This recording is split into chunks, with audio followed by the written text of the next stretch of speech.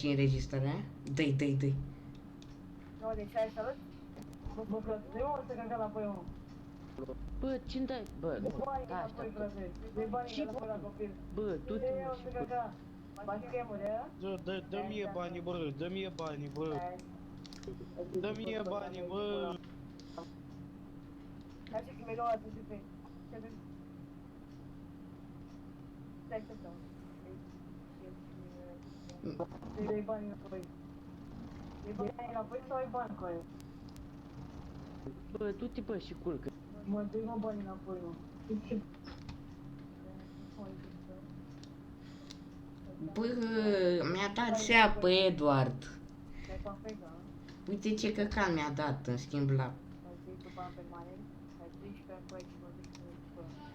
Bă, uite ce mi-a dat, bă, omul ăsta, CTC. N-am zis pe aia. N-ai cum, frate. Bă, i-am dat Urus full și el mi-a dat asta. Și nici diferența nu mi-a dat-o. Păi ați făcut unul între voi sau cum ați făcut? Nu știu ce fac. Ați făcut între voi sau fără admin? Ce? Ați făcut fără admin? Da, dar e suporter. Păi, n-ai voie să faci fără admin în pula mea. E suporter el.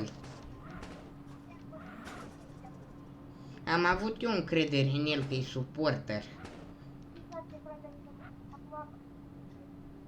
Nu, dacă faci între unul, să fie, nu se mai pune în considerare că n-ai schimbat adminul. Deci tu, dacă ți s-a schimbat acum, n-ai ce să fac. N-ai ce să fac adminul. Na. Ce mai ți-ai ce ai ceva pe cineva? Închid OBS-ul? Da, trebuie să fie și cu un admin, băi.